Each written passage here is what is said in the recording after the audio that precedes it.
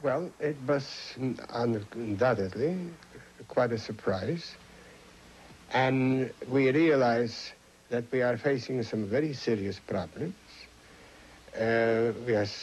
We either have to break up the family or move the family to Poland if they lose the fight. But after considering very seriously, we came to conclusion, the three of us as a family, that we're going to fight. This is my country.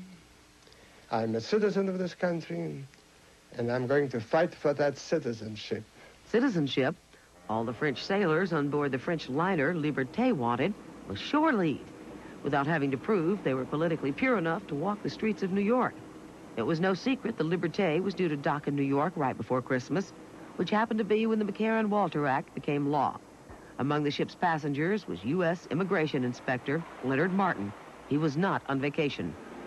I was assigned to board the ship on December the 9th, sailed from New York to Le Havre, and inspect the crew on the way over and on the way back to the United States. What a coincidence. Senator McCarran himself also happened to be on a ship that also happened to dock in New York on Christmas Eve. But most of his crew was American. The others gave the right answers and got to go ashore. Meanwhile, 270 French sailors were stuck on the Liberté, not for giving the wrong answers, but for refusing to answer these new questions at all. Through their union representative, sailors explained to the American press that they weren't Americans and were not asking to be. François Laguardia described the interrogation. For example, the cook was asked if he washed his hands after going to the toilet. The people were amazed to be asked such questions. And even if they had been communists, they were free to be. They did not have to say so to foreigners.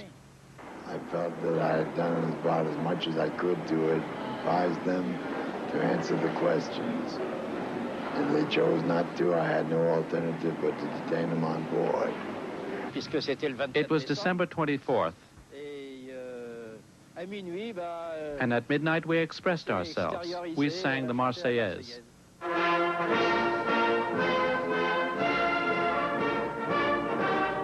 And 3 days later, the Liberté set sail for France, leaving behind America and the gift it had once given America.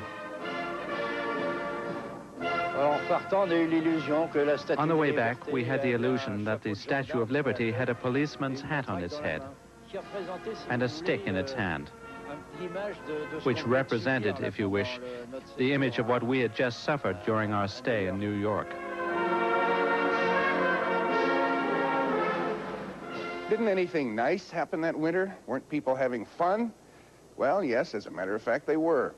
Come back to the winter of '52. Come back to George Shearing and Tony Bennett and Eddie Fisher and lots more. Our World continues in a moment.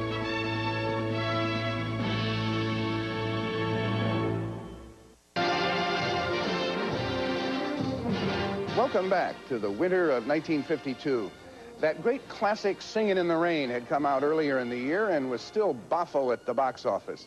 But that winter was great for turkeys. Blackbeard the Pirate, Bomba and the Jungle Girl, Babes in Baghdad. And that's just the bees. With movies like that, no wonder Hollywood was afraid of television. So it countered the little screen with the giant screen, Cinerama. And it also gave us Buona Devil, the first real feature 3D movie, not counting a couple of early efforts in the 20s.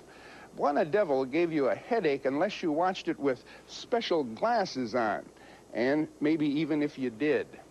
Hollywood also was eyeing that winter's bestseller lists and would soon be translating to the silver screen The Caine Mutiny, Giant, A Man Called Peter, and The Old Man in the Sea.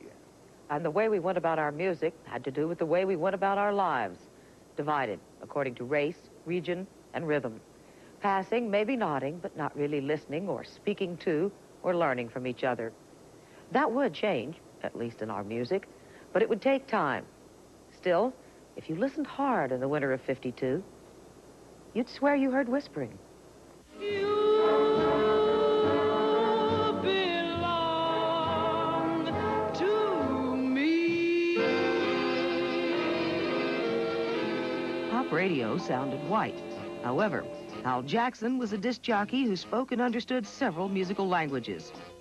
I was on 3 different radio stations in New York City every day. When he and the music were live from Birdland, the language was jazz, and the program aired on WABC. On WLIB, he spoke rhythm and blues. And on WMCA, he was conversant with the pop singers of '52, the stars and the newcomers.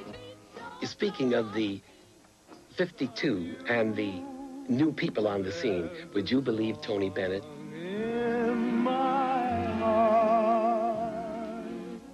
The young Tony Bennett recorded what Columbia Records wanted, pop singles. In those days, it was on such a budget that we had to do 4 sides in 3.5 hours.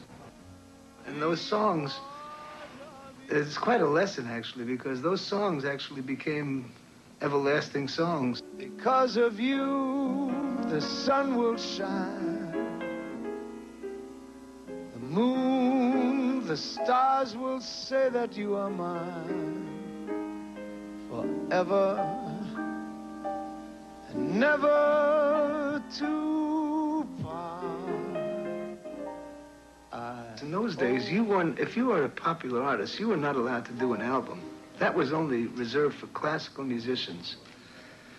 And to fight to get an album out, there was such a demand that became very popular with all the teenagers, and finally they said, okay, do one. His first album didn't include his favorite song. Blue Velvet. I still love that song. In fact, I'll never forget it because my favorite singer, well, my mom's favorite singer was Ella Fitzgerald. And to this day, that she's my favorite singer in the whole world. And I couldn't believe it. Being this nervous young crooner, my mom wanted to see her on her birthday, so we went to Birdland and saw Ella Fitzgerald in Birdland. And she came over to me and says, I love that record, Blue Velvet. And I just will never forget that moment. You know, it was a fantastic era. It was a land of geniuses. It's something we all took for granted in the United States. It really came out of the apple here in New York City. But, you know, you had Charlie Parker. You had Billie Holiday. You had Duke Ellington. You had Count Basie. You had Stan Kenton. You had George Shearing.